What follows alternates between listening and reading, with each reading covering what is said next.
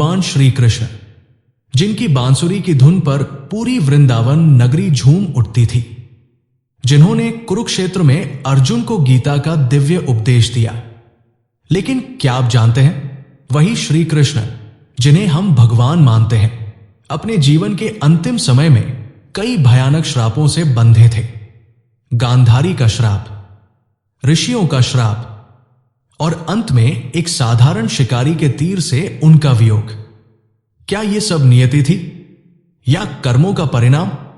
आज की इस वीडियो में हम आपको सुनाएंगे श्री कृष्ण का श्रापित जीवन। जो आप नहीं जानते तो बने रहिए हमारे साथ अंत तक, क्योंकि यह कहानी आपके जीवन को भी बदल सकती है। धर्म और अधर्म के संघर्ष से भरे द्वापर युग में, जब पाप का भार पृथ्वी सहन नहीं कर पा रही थी, तब भगवान विष्णु ने श्री कृष्ण रूप में अवतार लिया। उन्होंने बाल्यकाल में कंस का संहार किया, युवावस्था में अर्जुन को गीता का उपदेश दिया और जीवन भर धर्म की रक्षा की। परंतु यही कृष्ण, जो परमात्मा का स्वरूप थे, अपने अंतिम समय में श्रापों से बंधे हुए दिखाई देते हैं। यही विरोधाभास उन्हें और भी अद्भुत बनाता है, क्योंकि उन्होंने दिखाया कि भगवान भी जब मानव रूप में आते हैं तो उन्हें भी कर्म और नियति का पालन करना पड़ता है। गांधारी का श्राप। महाभारत युद्ध समाप्त हो चुका था। कुरुक्षेत्र की धूल अब भी रक्त से सनी थी। चारों ओर शव, जली हुई रथध्वजाएं और माताओं के विलाप की गूंज सुनाई दे रही थी। युद्ध के बाद पांडव श्री कृष्ण के साथ गांधारी और धृतराष्ट्र से मिलने पहुंचे। गांधारी ने कृष्ण को देखा तो उसका हृदय फट पड़ा। उसकी गोद उजड़ चुकी थी। 100 पुत्र युद्ध भूमि में लुट चुके थे। गांधारी ने रोते हुए कहा, हे वासुदेव, आप सब कुछ जानते थे। आप इस युद्ध को रोक सकते थे, परंतु आपने ऐसा नहीं किया। आपने देखा कि मेरे पुत्र एक एक कर मारे जा रहे हैं, फिर भी मौन रहे। यदि आप चाहते तो यह युद्ध टल सकता था, पर आपने पांडवों को विजयी बनाने के लिए मेरे कुल का नाश किया। इसलिए मैं आपको श्राप देती हूं। जैसे मेरा वंश नष्ट हुआ, वैसे ही आपका वंश भी नाश को प्राप्त होगा। यदुवंश भी मेरे पुत्रों की तरह मिट जाएगा। कृष्ण ने शांत स्वर में उत्तर दिया, मातेश्री, मैं जानता हूं कि आपका वचन व्यर्थ नहीं जाएगा, पर याद रखिए, यह सब पूर्व नियति थी। महाभारत का युद्ध धर्म और अधर्म के बीच होना ही था। मैं केवल साधन था, और जो आपने कहा वो भी सत्य है। यदुवंश का अंत होगा, मैं इसे टाल नहीं सकता। उस दिन गांधारी का श्राप कृष्ण के हृदय पर अंकित हो गया। ऋषियों का श्राप और लोहे की गदा। युद्ध समाप्ति के बाद द्वारका में यदुवंश फल फूल रहा था, परंतु यदुवंशी युवराजों में धीरे धीरे अहंकार बढ़ने लगा। वे शक्तिशाली थे, पर संयम से दूर। एक बार कुछ यदुवंशी कुमार ऋषियों के पास मजाक करने गए। उन्होंने एक कुमार को स्त्री का वेश पहनाकर ऋषियों से पूछा, महात्माओं, ये स्त्री गर्भवती है, बताइए इसके गर्भ से क्या जन्म लेगा? ऋषियों ने उनकी हंसी ठिठोली समझकर भीषण श्राप दिया, जिस गर्भ के बारे में तुमने मजाक किया है, उससे एक लोहे की गदा जन्म लेगी। वही गदा तुम्हारे कुल के नाश का कारण बनेगी। श्राप सच हुआ। कुमार के पेट से लोहे की गदा निकली। भयभीत होकर यदुवंशियों ने उसे पीसकर समुद्र में फेंक दिया, परंतु समुद्र की लहरों ने उन टुकड़ों को तिनके तिनके में बदलकर तट पर फैला दिया।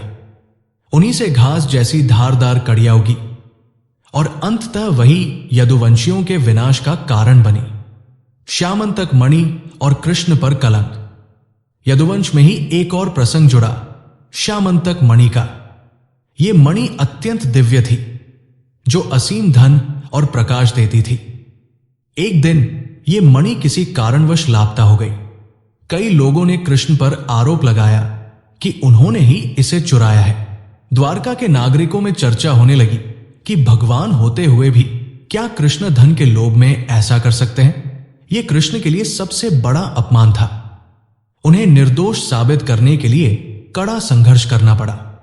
अंततः मणि वापस मिली और कृष्ण का कलंक धुल गया। पर इस घटना ने कृष्ण के जीवन को और गहरे दुख से भर दिया। उन्होंने देखा कि लोग उन पर भी संदेह कर सकते हैं। यदुवंश का अंत। समय बीता, श्राप का फल प्रकट होना शुरू हुआ। एक दिन यदुवंशी राजकुमार मदिरा पान करके समुद्र तट पर झगड़ने लगे। उनके हाथों में वही लोहे के तिनके आ गए जो श्राप से उत्पन्न हुए थे। विवाद इतना बढ़ा कि वे एक दूसरे को मारने लगे। लोहे के तिनके तलवार से भी धारदार निकले। यदुवंशी एक दूसरे का वध करने लगे। देखते देखते पूरा यदुवंश स्वयं अपने हाथों से नष्ट हो गया। कृष्ण उस समय दूर से ये दृश्य देख रहे थे। उनके नेत्रों में आंसू थे। उन्होंने कहा, यह वही श्राप है जिसे मैं टाल नहीं सका। यदुवंश का अंत निश्चित था। मैं केवल समय का प्रतीक हूं। जरा शिकारी का तीर। अब केवल कृष्ण अकेले बचे। उन्होंने द्वारका छोड़ दी और वन में चले गए। समुद्र तट पर एक वृक्ष की छाया तले वे विश्राम करने लगे।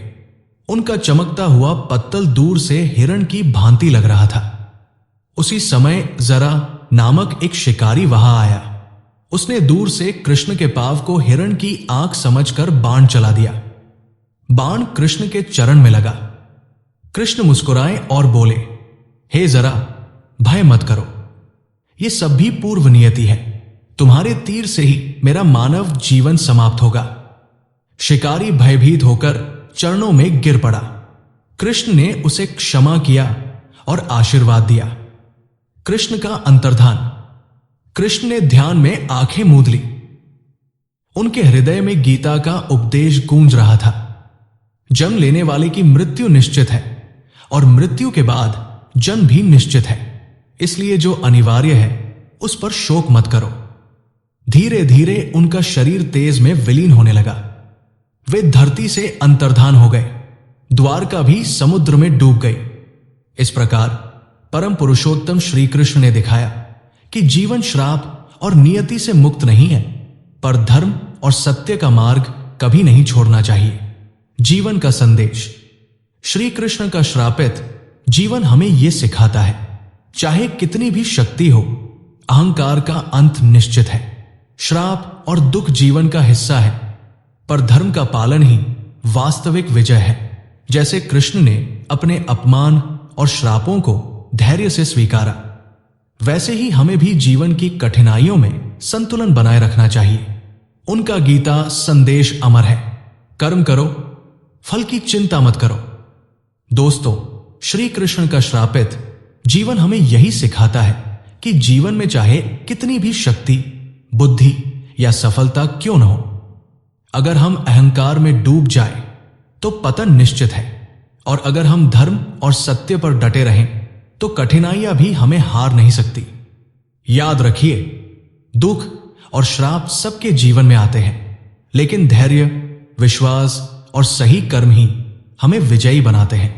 इसीलिए श्री कृष्ण ने कहा था, कर्म करो, फल की चिंता मत करो। यही गीता का सार है और यही जीवन का सबसे बड़ा मंत्र है। अगर इस कहानी से आपको कुछ सीख मिली हो तो इसे लाइक कीजिए, अपने दोस्तों और परिवार के साथ शेयर कीजिए, और ऐसे ही अनमोल प्रसंग सुनने के लिए हमारे चैनल को सब्सक्राइब करना बिल्कुल मत भूलिए, क्योंकि आगे भी हम आपके लिए लाते रहेंगे भगवान श्री कृष्ण और भारतीय संस्कृति की अनसुनी और अद्भुत कथाएं।